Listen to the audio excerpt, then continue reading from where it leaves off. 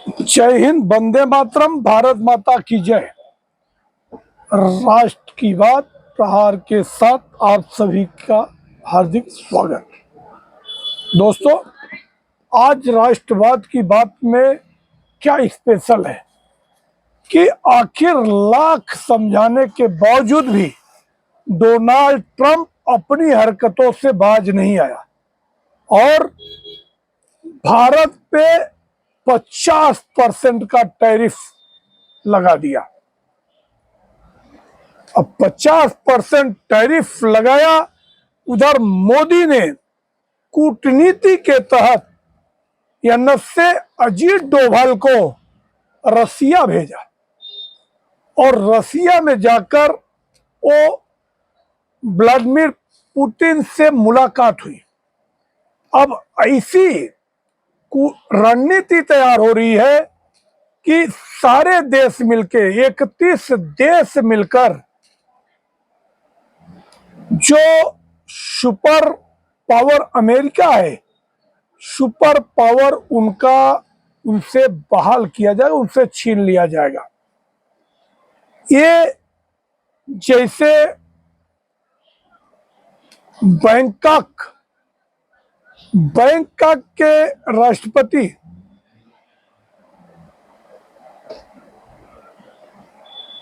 ने जब मोदी से पंगा लिया था तो उसका परिणाम क्या हुआ था कि मोदी ने कहा कि अपने यहाँ के झीलों में, जो कि अंडमान निकोबार जो किसी भी मामले में बैंकॉक से कम नहीं है, तो बैंकॉक में पहले पोस्टर लगे थे इंडिया आउट, और वहां के जो प्रेसिडेंट थे वो क्या नाम था, मिजीजू क्या नाम था, वो जिद पे आया और रसिया से मिलके चाइना से मिलकर भारत को आग दिखा रहा था। और जैसे ही बाइकॉट बैंकॉक हुआ, उनकी सारी हेकड़ी निकल गई और लौट के बुद्धू घर को आए। करोड़ों रुपए की इकोनॉमी उनकी ध्वस्त हो गई। अब की बार मोदी जी को बुलाकर उन्होंने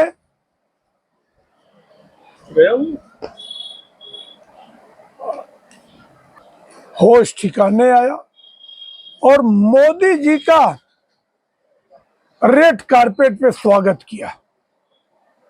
अब वही हाल अमेरिका का होने वाला है।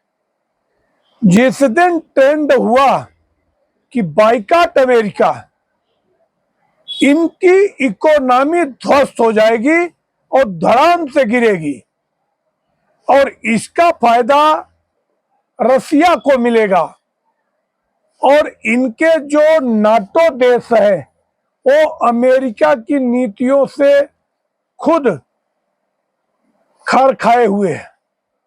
और दूसरी तरफ अमेरिका में रिपब्लिकन पार्टी के जो मेंबर हैं उन्होंने ही क्वेश्चन करना शुरू कर दिया है कि भारत के साथ ज्यादती करना आज के दिन बहुत महंगा पड़ेगा, क्योंकि भारत विश्व में सबसे लार्जेस्ट इकोनॉमी वाला देश है और जिस हिसाब से मोदी के आने के बाद भारत की अर्थव्यवस्था में सुधार हुआ है, वो चीज काबिले तारीफ है। और मोदी का भी एक ही संकल्प है। जैसे डोनाल्ड ट्रंप ने कहा कि I want to make America first, तो वैसा ही मोदी की भी सोच है कि at any how I want to make great India and super power of world. इस मिशन पे मोदी और मोदी की टीम काम कर रही है, मगर डोनाल्ड ट्रंप कांग्रेस को अपने चंगुल में फंसा के और उसी पिच पे खेलना चाहता है।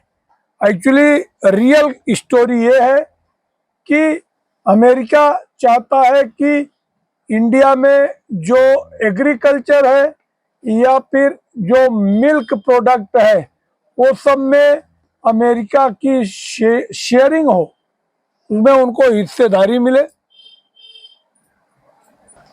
तो आने वाले समय में अमेरिका को ये सौदा बहुत महंगा पड़ने वाला है, क्योंकि मोदी मोदी छोड़ने वाले नहीं हैं। चाहे पाकिस्तान हो, आज पाकिस्तान का ये हालत करने का अगर किसी को श्रेय जाता तो नरेंद्र मोदी को जाता है। इसके पहले पाकिस्तान जैसा गुर्रा के बात करता था, आज उसकी सारी हेकड़ी निकल गई और पाकिस्तान अपने बालूचों से ही नहीं निपट पा रहा है। बालोच आर्मी एनी टाइम घुसती है और मिट्टी पलीत कर रही है। चाइना की हालत देखो, उसके बाद चाहे जो भी, अब अमेरिका की हालत अमेरिका में पस्त होने वाली है। तो मोदी की जो कूटनीति है, मोदी की कूटनीति के सामने अमेरिका बाद में पछताएगा कि ये हमने क्या कर दिया। बाकी रसिया रसिया जो कि अब अभी 400 की डील हुई थी, अब 500 की डील होने वाली है। और वो ऐसी डील होने वाली कि अमेरिका के जो यह 35 है इसकी तोड़ बनेगी। और एनी टाइम जैसे अभी ऑपरेशन सिंदूर में मार गिराया, वैसा ही अमेरिका का आगे भी फाइटर जेट इंडिया मार गिराएगा। क्योंकि जो इंडिया की बढ़ती लोकप्रियता है और जिस हिसाब से ऑपरेशन सिंदूर के बाद से मोदी जी का कल संसद भवन में एनडीए के नेताओं ने जिस हिसाब से गर्मजोशी से स्वागत किया है, ये आज तक किसी प्रधानमंत्री का ऐसा सदन में सम्मान नहीं हुआ। और ये चीज विपक्षियों को और खास तौर से इंडिया अलायंस वालों को बहुत ज्यादा चुभेगी। मगर मोदी की एक एक चाल के सामने अमेरिका नतमस्त होगा और अमेरिका की हालत और पतली होने वाली। वैसे भी इकोनॉमी और कर्ज जिस हिसाब से अमेरिका का बढ़ा है, आज अमेरिका आने वाले समय में पाकिस्तान जैसी हालत होने वाला है। अगर आप लोगों को हमारा विश्लेषण, हमारे कंटेंट अच्छे लगे तो आप हमारे चैनल को सब्सक्राइब करें और अपने दोस्तों को शेयर करें। जय हिंद, वंदे मातरम, भारत माता की जय। धन्यवाद।